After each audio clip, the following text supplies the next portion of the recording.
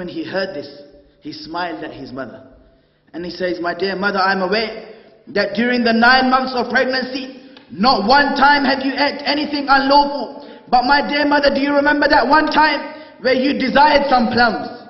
I was in your womb, you desired some plums, and when you desired some plums, you went and you approached the tree of your neighbor. As you were about to take them plums, if you had taken them plums, you had not sought permission from the neighbor. If you had taken them plums, eaten them plums would have been unlawful. As I saw from inside my womb, you desired, and as you were approaching them plums, that's why I created discomfort in your womb. I created pain in your womb. So every time you grabbed hold of them plums, because of the pain you could not grab hold of them, because I knew how pure you were, my mother, and I knew how sincere you were, my mother. So the reason why I created discomfort, as I knew you had never eaten anything unlawful, I created pain, so even this time you refrained from eating anything unlawful as well. And this was, my dear brothers, remember, some people might look at this in another way and say maybe this was the weakness of his mother. No, this was not the weakness of his mother that was being proven. This was the status of Baba Fariduddin being shown that his wilaya did not begin from his birth. His wilaya began from the womb of his mother. To those who want to discuss what was the status of his mother, the piety of his mother was so sincere. The piety of his mother was so strong that his mother, once Sayyidina Baba Fariduddin, or Sayyidina Fariduddin Ganje Shakar, he says once he went up to his mother and he said to his mother, concentrate. He said to his mother, and he said to his beloved mother, what did he say? He said, oh my dear mother, are you aware, up till today, since I have become self-conscious of myself, since I have become self-aware from myself, up till today, I have never ever done qaza of my tahajjud prayer. I have never had to do qaza of my concentrate. I have never had to do qaza of my tahajjud prayer. Up till today, I have never ever done qaza of my tahajjud prayer. Now this was a communication between a mother and a son. Nare Takbir, Nare Risalat, Ulama Ahle Sunnah. Concentrate. Haq Fareed. Like this? Not like this. Haq Fareed! Haq Fareed! Everyone now raise your hands and respond to this.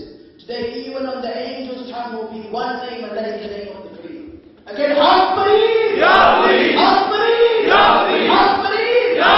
He said that time came where when my child was born, I was in communication with my child. My child, Baba Fariduddin, he says, my dear mother, I have never ever had qaza of my tahajjud prayer.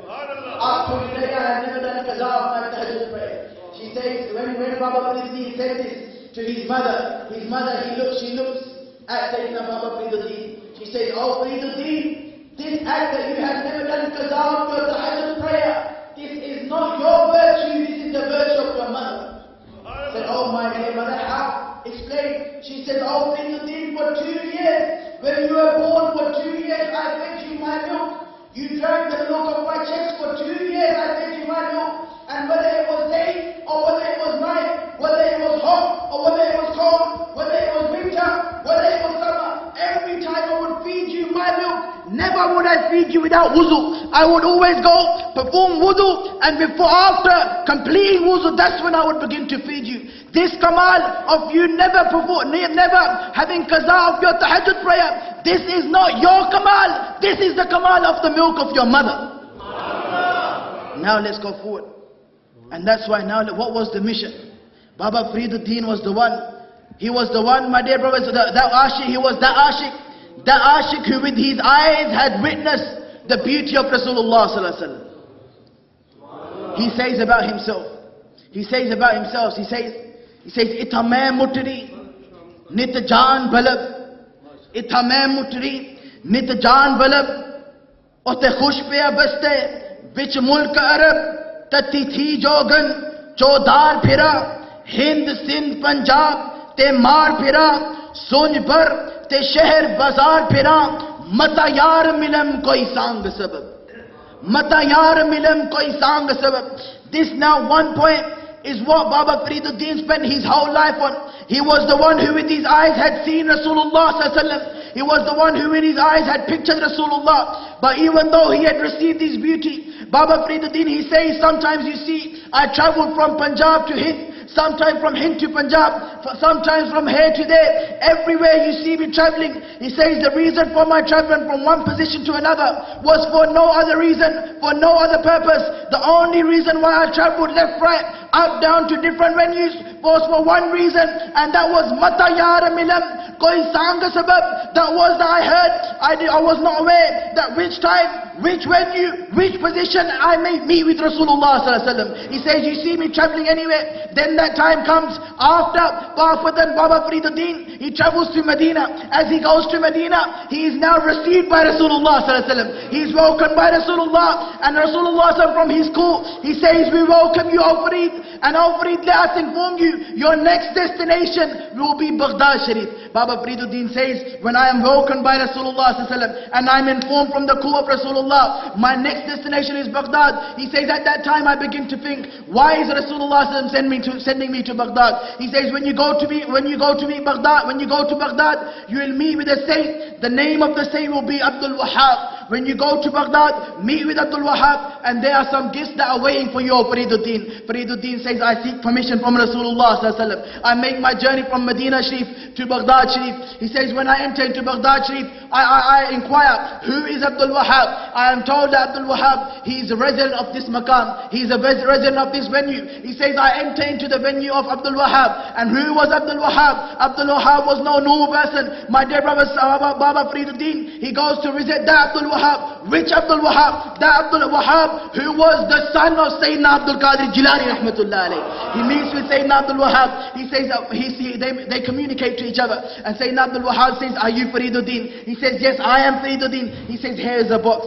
And this box I have, this box has been reserved from you by my father. He says, Baba Sayyidina Fariduddin, he says, I take that box. And that box, I open that box. When I open that box, I see two flag poles are in that box. I ask, what flag poles are these? He says, oh Fariduddin, these are those flag poles that were held by Rasulullah sallallahu alaihi wasallam. He says, then I look further in the box and I see a wooden bowl. I say, which wooden bowl is this? He said, this is that wooden bowl that the Prophet would eat to. The Prophet he ate from this wooden bowl. I received the bowl of Rasulullah sallallahu alaihi wasallam. Then Baba Fariduddin says, I look into that box more and more to see what else is in that box. He says, then when I look, and then he goes, then that time comes, I look in that box and I'm amazed to see, I'm shocked to see that in the box I find a turban. I say, whose turban is this? Who has blessed me with this turban? He says, oh Fariduddin, you have been blessed with the turban, with the Imam Sharif of Nabi Muhammad sallallahu alaihi wasallam. He says, the Prophet has reserved this for you, oh Fariduddin. The one who was blessed, who was given, now imagine the status, that Fariduddin who was gifted the Imam of Rasulullah, who was gifted the turban of Rasulullah. Who are me and you to speak on the virtues of Fariduddin? And again, as I said, everywhere he would go, and what to speak of the miracles. Today my topic, the verse I read before you, the biggest complaint we receive as Ahl Sunnah wal Jama'ah, the biggest complaint we receive is there was no such a thing as Ishq within Islam. My dear brothers, the verse I read from the Holy Quran before you, in which Allah subhanahu wa ta'ala said, وَالَّذِينَ آمَنُوا أَشَدُّ حُبًّا لِلَّهِ. Allah subhanahu wa ta'ala said, the word Ishq is proven from the Holy Quran.